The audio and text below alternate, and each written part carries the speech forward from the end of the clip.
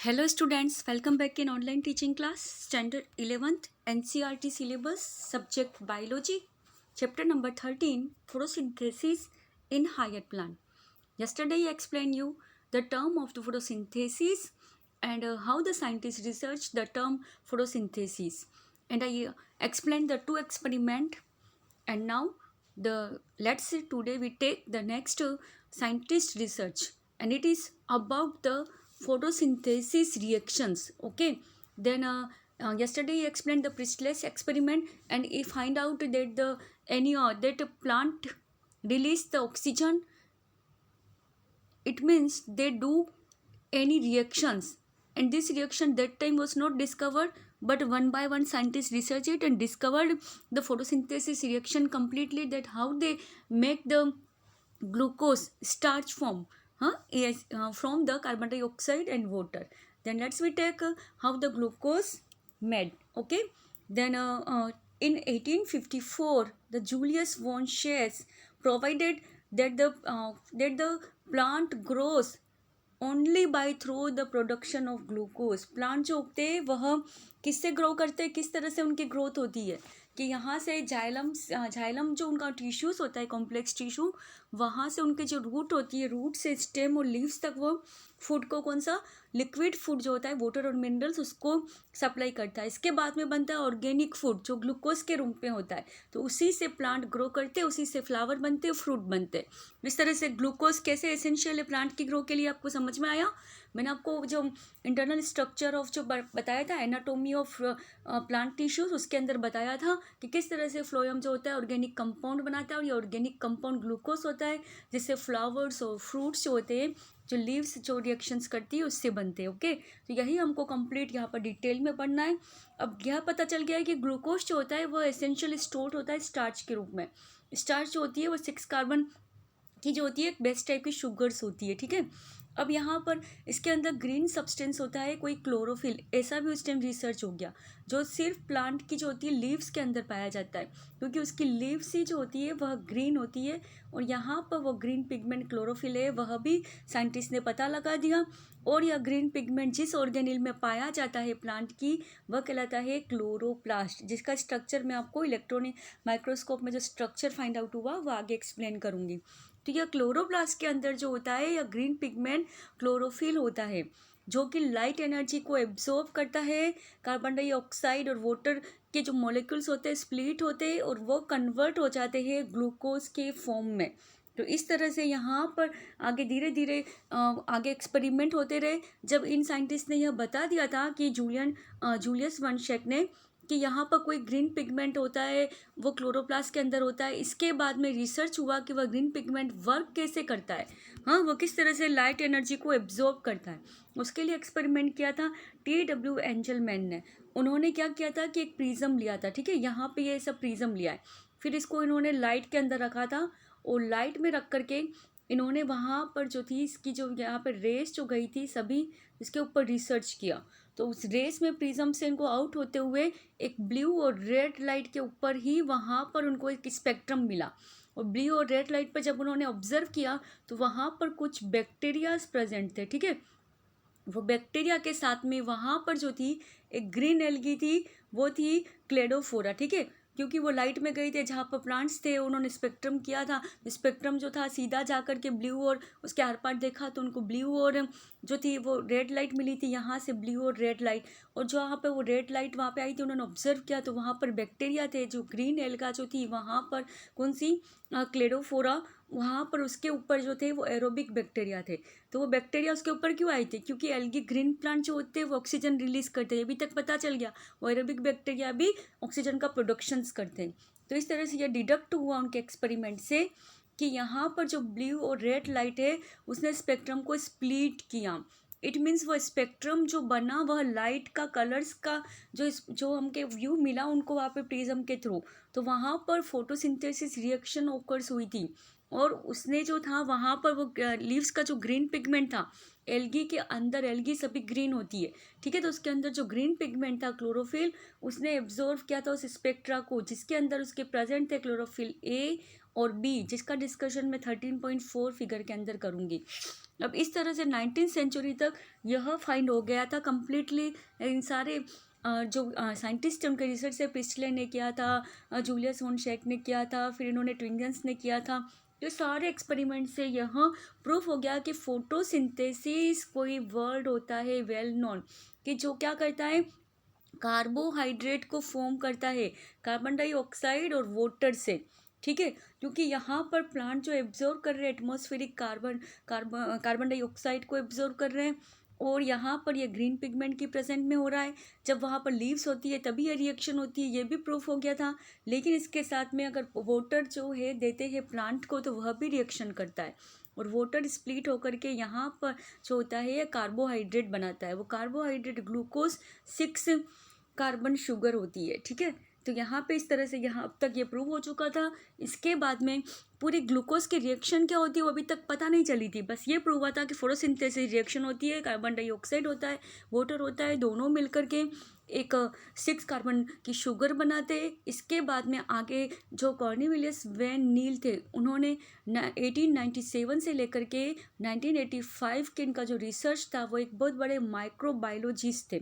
तो उन्होंने यहाँ पर माइक्रो प्लांट जो होते हैं, कौन होता है माइक्रो प्लांट, एल्गी। ठीक है, तो उन्होंने पर्पल और ग्रीन जो बैक्टीरिया होता है उसके लिए रिसर्च किया था एल्गी के ऊपर, और इसमें उन्होंने एक रिएक्शन फाइंड की थी कि जिसके अंदर जो था, यहाँ पर ये देखिए वाटर है, यहाँ पे वाटर को यहाँ पे ऑक्सीजन नहीं दे करके इसको ए नाम दिया है।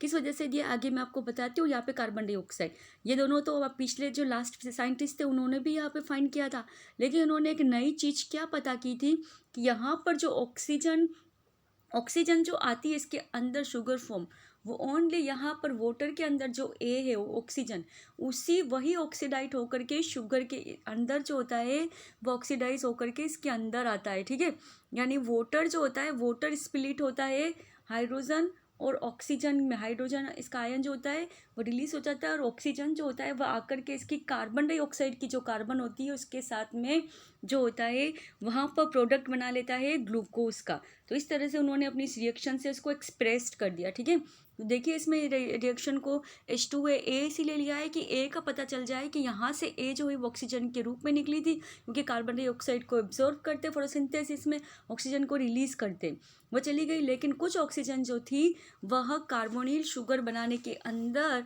जो H और जो यहाँ पे C था उसके अंदर आकर के जुड़ गई। ठीक है, अब यह कितने इसके मोलिक्यूल्स इसके अंदर जो थे वह इसमें मिक्सअप हुए, तो इस रिएक्शंस के थ्रू पता चल गया कि हाइड्रोजन एक डोनर होता है, वो ऑक्सीजन को ऑक्सीडाइज करता है, और ऑर्गेनिजम्स जो होते हैं, जो प्लांट ऑर्गेनिज्म, वो हमेशा ऑक्सीजन को रिलीज करते फोटोसिंथेसिस रिएक्शन में, कार्बन डाइऑक्साइड को एब्जॉर्ब करते, ऑक्सीजन को रिलीज करते। लेकिन जो ऑक्सीजन ये रिलीज करते वह जाकर के कार्बन के अंदर मिलकर के शुगर नहीं बनाती है। जो हाइड्रोजन जो स्प्लिट इट करता है H+ और O2 के अंदर, तो वह जाकर के ऑक्सीजन शुगर को बनाती है। और इसके अंदर उन्होंने यह जो हाइड्रोजन जो थी इसके अंदर पर्पल और ग्रीन सल्फर बैक्टीरिया के ऊपर किया था, और ऑक्सीडेशन रिएक्शंस के थ्रू उन्होंने पता किया था कि ऑक्सीजन कैसे रिलीज होती है और कहाँ पर इवॉल्व होती है। और ग्रीन प्लांट में वाटर कहाँ से आता है, किस तरह से कार्बन डाइऑक्साइड आती है, तो यह पूरी देखिए फोटोसिंथेसिस रिएक्शन उस टाइम इनके इस रिसर्च से फाइंड आउट हो गई। मतलब यहाँ पर कार्बन डाइऑक्साइड तो एटमॉस्फेरिक कार्बन डाइऑक्साइड प्लांट ले ही रहे फोटोसिंथेसिस में, उनको वाटर भी दिया जा रहा है। तो यहाँ पर वाटर जो कार्बन डाइऑक्साइड के होते वो 6 मोलिक्यूल्स होते, और वाटर के 12 मोलिक्यूल्स होते, और लाइट सनलाइट और ग्रीन पिगमेंट क्लोरोफिल, इन दोनों की प्रेजेंट में मिलकर के ये पूरी कंप्लीट जो लाइट रिएक्शन होती है केमिकल रिएक्शंस में कन्वर्ट होकर के इस ऑर्गेनिल कंपाउंड को बनाती है C6H12O6 जो ग्लूकोज कहलाता है। इसमें से 6 मोलिक्यूल वाटर के रिलीज हो जाते हैं टोटल 12 में से, और 6 जाकर के कहाँ पर ऑक्सीडाइज हुए ग्लूकोज के साथ में, और ऑक्सीजन रिलीज हो जाती है एटमॉस्फेयर में। तो यह कंप्लीट जो थी यहाँ पर फोटोसिंथेसिस रिएक्शन पता चल गई है, इंपॉर्टेंट रिएक्शन है, आप इसको ध्यान रखिएगा कि हमेशा फोटोसिंथेसिस रिएक्शन में कार्बन डाइऑक्साइड का एब्जॉर्प्शन होता है, लाइट की प्रेजेंट में ऑक्सीजन रिलीज होती है। ठीक है, तो यहाँ पर ये पूरी फोटोसिंथेसिस रिएक्शन जो होती है ये फाइंड आउट हो गई है। अब यहाँ पर ये रिएक्शन होती कहाँ पर है, तो ऑब्वियसली ग्रीन पिगमेंट में स्टार्टिंग से बोलते हैं, ये ग्रीन पिगमेंट होता है प्लांट का कौन सा पार्ट, ग्रीन लीफ। तो ऑब्वियसली वह ग्रीन लीफ के अंदर उसका ऑर्गेनिल जो होता है क्लोरोप्लास्ट उसके अंदर होती है। जो मैंने आपको चैप्टर 8 में सेल जो होता है प्लांट सेल का ऑर्गेनिल्स उसमें पढ़ाया था क्लोरोप्लास्ट। तो क्लोरोप्लास्ट जो होता है यह से प्लांट के अंदर ही पाया जाता है, ग्रीन प्लांट के अंदर ऑर्गेनिल, ठीक है। तो इसी के अंदर पूरी फोटोसिंथेसिस रिएक्शंस होती है। और यहाँ पे देखिए ये पूरा क्लोरोप्लास्ट का इलेक्ट्रॉनिक डायग्राम दिया हुआ है इस तरह से। इलेक्ट्रॉनिक माइक्रोस्कोप जो होता है पावरफुल, उसके अंदर इसका सिर्फ एक ऑर्गेनिल जो होता है सेल कितना माइनर होता है, एकदम नैनोमीटर का, और उसके भी अंदर ये उससे भी ज़्यादा नैनोमीटर का हाई पावर के इलेक्ट्रॉन माइक्रोस्कोप के अंदर इसको क्लोरोप्लास्ट को रिसर्च किया गया। जब वह डिस्कवर्ड हो गया था इलेक्ट्रॉन माइक्रोस्कोप, तो उसमें देखिए यह क्लोरोप्लास्ट का एकदम वेल नोन, एकदम वेल डिफाइन, एकदम वेल क्लियर डायग्राम है, जिसके अंदर देखिए यहाँ पर आउटर मेम्ब्रेन, इनर मेम्ब्रेन, और यहाँ पर ये सब ग्रीन आपको दिख रहा है यह पार्ट, ये लेमिला है, ठीक है। फिर यहाँ पर ये जो राउंड पार्ट दिख रहा है आपको, ये है इसके स्टार्च ग्रेन्यूल जो स्टार्च को कन्वर्ट करते। यहाँ पे देखिए स्टार्च और इसके ग्रेन्यूल के थ्रू मैं आपको 2 रिएक्शंस बताती हूँ। एक होती है लाइट रिएक्शन, एक होती है डार्क रिएक्शन। डार्क रिएक्शन में कार्बन डाइऑक्साइड का स्प्लिटिंग होता है, एब्जॉर्प्शन होकर के स्प्लिटिंग होकर के ऑक्सीजन को रिलीज करती है। और लाइट रिएक्शंस के अंदर जो क्लोरोफिल का ये जो ग्रीन पार्ट होता है ग्रेना, ये लाइट का एब्जॉर्प्शन करता है और वाटर जो होता है उसको स्प्लिटिंग करता है, ठीक है। तो लाइट रिएक्शन और डार्क रिएक्शन दोनों की दोनों इस क्लोरोप्लास्ट के अंदर होती है, ग्रेना के अंदर और स्टार्च ग्रेन्यूल के अंदर। यहाँ पर ये स्ट्रोमा है, स्ट्रोमा ग्लूकोज को बनाने में एक मेन एम रोल करता है। फिर यहाँ पर ये राइबोसोम से जो प्रोटीन सिंथेसिस का फंक्शन करते हैं, ओके। तो कंप्लीट आपको मैंने अभी डायग्राम बताया, ये क्लोरोप्लास्ट का डायग्राम है। अब इसके अंदर अपन रिएक्शंस की बात करते हैं। मैंने बताया photosynthesis take place in only in the green leaves. It is the most important part of the plant, so the leaves are called the food factory of the plant, okay? क्योंकि यही food prepare करती है, और वह food किसके रूप में होता है, ग्लूकोज के रूप में। जो मैंने कंप्लीट रिएक्शन आपको बताई उसे अच्छे से आप लर्न कर लीजिएगा। अब मैंने अभी जो क्लोरोप्लास्ट का डायग्राम बताया, इसके अंदर मैंने आपको ग्रेना बताया, स्ट्रोमा बताया है, हाँ। और इसके अंदर मैंने आपको बताई थी 2 रिएक्शन, कौन सी, light reaction and dark reaction. तो यहाँ पर देखिए लाइट रिएक्शन जो होती है फोटो के केमिकल रिएक्शन कहलाती है। क्यों, क्योंकि वो डायरेक्ट लाइट को एब्जॉर्व कर रहा है। यहाँ पर मैंने जो बताया था ना, ग्रेना और ग्रीन पिगमेंट, और लाइट को एब्जॉर्व करने की वजह से ये फोटो लाइट को यहाँ पे एब्जॉर्व करके केमिकल्स के अंदर, यहाँ पर ये इस केमिकल के अंदर उसको मॉडिफाइड कर रहा है, इसीलिए यह लाइट रिएक्शंस कहलाती है। इसके अंदर जो होता है एटीपी और एनएडीपी रहती है स्ट्रोमा के अंदर। स्ट्रोमा हमेशा स्टोरेज का काम करता है, जो एनर्जी को स्टोर करके रहता है। जब एनर्जी हम फूड खाते हैं वो एटीपी के रूप में आती है और एनएडीपी के रूप में, ठीक है। वो आगे आप जो रेस्पिरेशंस वगैरह इसके साइकिल्स आएंगे फोटोसिंथेसिस के, उसमें पढ़ेंगे डिटेल में, ठीक है। तो एटीपी और एनएडीपी के रूप में स्ट्रोमा के अंदर आई। फिर यहाँ पर जो लाइट रिएक्शन हुई, फोटोकेमिकल रिएक्शंस हुई, ठीक है। फिर यहाँ पर एक आती है डार्क रिएक्शन, जो कार्बन जो रिएक्शंस होती है कार्बन डाइऑक्साइड का एब्जॉर्प्शन करता है यहाँ पर, तो उसके अंदर जो होता है एटीपी और एनएडीपी जो होती है वह प्रोडक्ट्स करती है लाइट रिएक्शंस का। और इस तरह से कार्बन डाइऑक्साइड का स्प्लिटिंग होता है, जो वाटर का और स्प्लिटिंग होता है लाइट एब्जॉर्प्शन वो लाइट रिएक्शंस में, और जो कार्बन डाइऑक्साइड का एब्जॉर्प्शन होता है वह डार्क रिएक्शंस के अंदर। दोनों रिएक्शन मिलकर के फोटोसिंथेसिस रिएक्शन करती है, और इस तरह से कार्बन डाइऑक्साइड और वाटर दोनों मिलकर के ग्लूकोज के अंदर कन्वर्ट हो जाते हैं।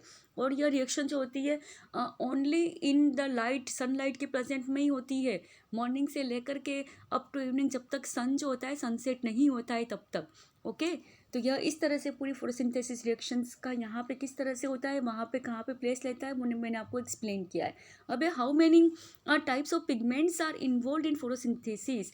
जो आपने मैं स्पेक्ट्रम वाला जो मैंने आपको बताया था, स्पेक्ट्रम से कितने अपने रेनबो की तरह से उसके अंदर कलर्स मिलते हैं, हाँ। तो यहाँ पर एक स्पेक्ट्रम जो था, इससे फाइंड किया गया कि फोटोसिंथेसिस जो होती है उसके अंदर कितने पिगमेंट होते हैं। तो अभी तक सिर्फ क्लोरोफिल की बात आ रही थी, तो क्लोरोफिल भी 2 होते हैं, क्लोरोफिल ए, क्लोरोफिल बी, केराटिनोइड्स, और एक होता है जेंथोफिल, ठीक है। ये 4 टाइप्स के पिगमेंट होते हैं जिसका कैसे पता चला था, आपके 11th में एक एक्सपेरिमेंट आता है क्रोमेटोग्राफी का, जिसके अंदर क्रोमेटोग्राफ जो होता है उसके अंदर क्रोमेटोग्राफी पेपर रख करके और ग्रीन प्लांट को क्रश करके उसके अंदर रखा जाता है एसीटोन के सॉल्यूशंस के अंदर, जिसको हम ऑब्जर्व करते हैं एटलीस्ट 1 to 3 आवर। तो हमें क्रोमेटोग्राफ पेपर के ऊपर वो जो ग्रीन प्लांट था उसके ये सारे हमें स्पेक्ट्रम मिल जाता है, ठीक है, क्रोमेटोग्राफ पेपर पे। और इस तरह का यहाँ पे देखिए उसके ये क्रोमेटोग्राफ, जैसे यहाँ पर ये क्रोमेटोग्राफ पेपर लिया है आपके उस एक्सपेरिमेंट में, ये क्रोमेटोग्राफ है, यहाँ पर ये क्रोमेटोग्राफ का फंक्शन कर रहा है। ये यहाँ पर ग्रीन प्लांट का क्रश है और यहाँ पे इसको पूरा सील कर दिया है और यहाँ पे एसीटोन भर दिया है।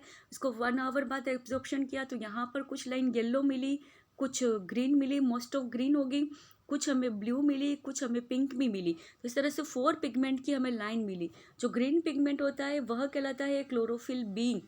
जो यहाँ पर ब्लू पिगमेंट है, मैंने आपको बताया था ब्लू और रेड लाइट का एब्जॉर्प्शन जो रेड लाइट का करता है वह क्लोरोफिल बी होता है, जो ब्लू लाइन का करता है क्लोरोफिल ए, और जो येलो लाइट का करता है वो होता है जेंथोफिल। और जो थोड़ी बहुत जो हमें प्लांट के अंदर कलर्स देखने को मिलते हैं ना, पिंक वगैरह, तो वह थोड़ा बहुत उसका कैरोटीनॉइड्स होता है, ठीक है, तो पिंक कलर कैरोटीनॉइड्स। तो इस तरह से 4 टाइप्स के पिगमेंट होते हैं। आपको डायग्राम में 3 दिए हैं क्योंकि ज़्यादातर एब्जॉर्प्शन इस लाइट का होता है, इसी वजह से क्लोरोप्लास्ट पिगमेंट में।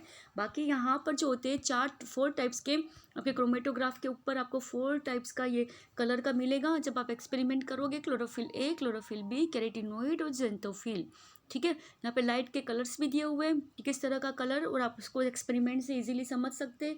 और यहाँ पे ग्राफ भी दिया है। इस ग्राफ के अंदर देखिए यहाँ पर रेट ऑफ फोटोसिंथेसिस बताई हुई है कि जैसे जैसे इसकी जो पिगमेंट जो होता है इस लाइट का एब्जॉर्प्शन करेगा, ऑक्सीजन यहाँ से रिलीज होगी।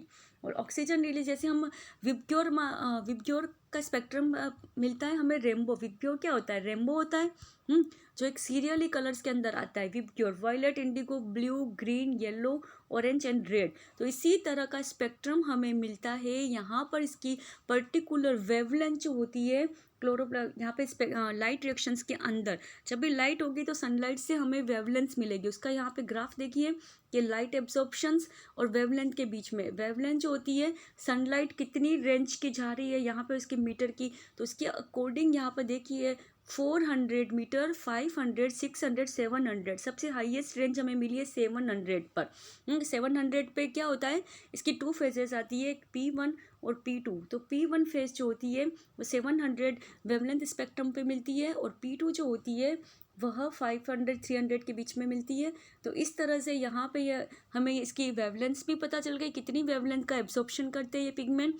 और यहाँ पे तीनों डायग्राम के अंदर आपको क्लियरली इसका स्पेक्ट्रम बताया गया है, फोटोसिंथेसिस का कितने पिगमेंट होते हैं, कितनी वेवलेंथ होती है। इस ग्राफ से यहाँ पर शो हो गया है कि फोटोसिंथेसिस जो होता है वह ग्रीन लीव्स के थ्रू जो होता है वहाँ पर प्लेस लेता है, लेकिन उसका प्लेस जो होता है ब्लू और रेड रीजन पे मोस्ट ऑफ होता है। मैंने आपको बताया था रेड रीजन पे क्लोरोफिल कौन सा था, बी, और ब्लू पे था क्लोरोफिल ए। दोनों मिलकर के इसके वेवलेंथ का मैंने जो डायग्राम बताया इसमें विजिबल स्पेक्ट्रम 700 पे सबसे हाईएस्ट था, वो था आपके रेड रीजन का स्पेक्ट्रम। तो इस तरह से यहाँ पर हमने इस एक्सपेरिमेंट से इसकी वेवलेंथ भी पता कर दी है और क्लोरोप्लास्ट का पूरा डायग्राम भी मिल गया है और इसमें कितने पिगमेंट्स होते हैं वह भी पता चल गए। ओके स्टूडेंट, तो यहाँ तक आज आपका लेसन कंप्लीट हुआ। इसके आगे अब आपके साइकिल स्टार्ट हो जाएंगे। फोटोसिंथेसिस रिएक्शंस में किस तरह की रिएक्शंस होती है, किस तरह से वो फोटो जो होता है वह केमिकल रिएक्शंस के अंदर चेंज होते हैं। इसमें बहुत सारे साइकिल्स है, बहुत सारी रिएक्शंस है, वो थोड़े हार्ड भी पड़ते हैं, तो उसको मैं 1 by 1 आपको अच्छे से डिटेल में एक्सप्लेन करूँगी अपने नेक्स्ट वीडियो में। Okay students.